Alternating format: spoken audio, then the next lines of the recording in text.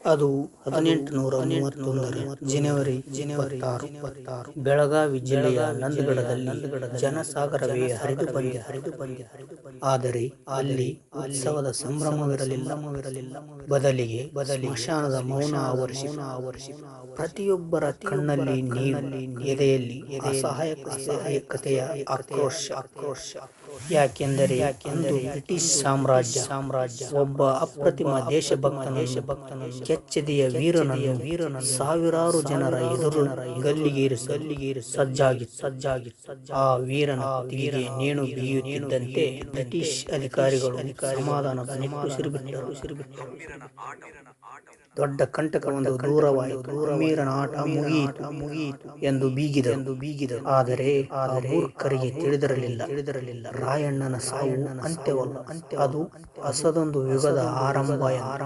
ಆ ಬಲಿದಾನ ಮುಂದೆ ಬರಲಿದ್ದ ಸ್ವಾತಂತ್ರ್ಯ ಮಹಾಸಂಗ್ರಾಮಕ್ಕೆ ಪವಿತ್ರ ಆಹುತಿಯಾಗಿ. ಬ್ರಿಟಿಷರು ಆ ವೀರನ ದೇಹವನ್ನು ಮಣ್ಣು ಮಾಡಿರಬಹುದು, ಆದರೆ ಅವನ ಹೆಸರನ್ನು ಅಳಿಸಲಾಗದೆ.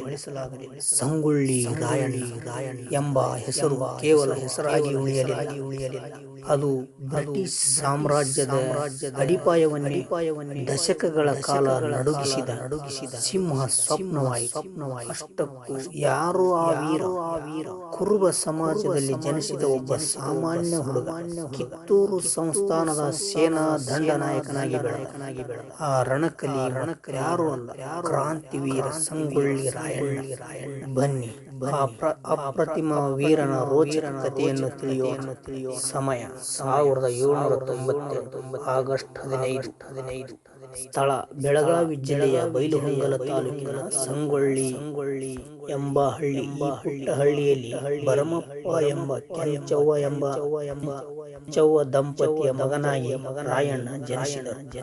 ಅದು ಕೇವಲ ಒಂದು ಸಾಧಾರಣ ಹುಟ್ಟಾಗಿರಲಿಲ್ಲ. ಕುರುಬ ಜನಾಂಗದ ಶೌರ್ಯದ ರಕ್ತ ಕುಟುಂಬದಲ್ಲಿ ಹರಿಯಿತು. ತಲೆಮಾರುಗಳಿಂದಲೂ ನಾಡಿನ ರಕ್ಷಣೆಗಾಗಿ ನಿಂತಿದ್ದ ಮನೆತನ ಅದು. ಅಂತಹ ವೀರ ಪರಂಪರೆಯಲ್ಲಿ ಜನಿಸಿದ ರಾಯಣ್ಣ ಮುಂದೆ ಇತಿಹಾಸವನ್ನೇ ಬದಲಿಸುತ್ತಾನೆ ಎಂದು ಅಂದು ಯಾರಿಗೂ ತಿಳಿಯಲಿಲ್ಲ.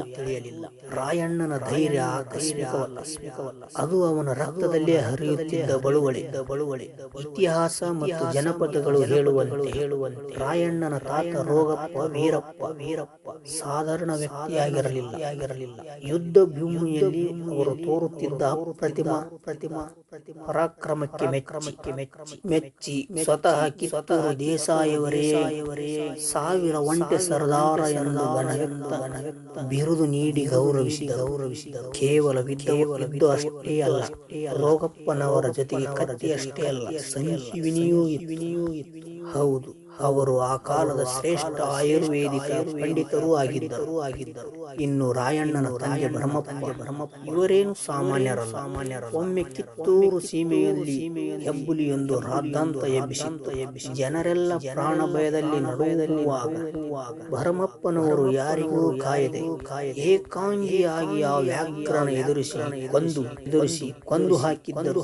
ಇವರ ಈ ಅಪ್ರತಿಮ ಸಾಹಸಕ್ಕೆ ಬೆರಗಾಗಿ ಕಿತ್ತೂರು ದೊರೆ ಮಲ್ಲ ಸರ್ಜ ದೇಸಾಯಿ ಸ್ವತಃ ಭರಮಪ್ಪನವರನ್ನು ಕರೆದ ಸನ್ಮಾನಿಸಿ ರಕ್ತ ಮಾನ್ಯದ ಹೊಲವನ್ನು ಇನಾಮುವಾಗಿ ನೀಡಿದ್ದರು.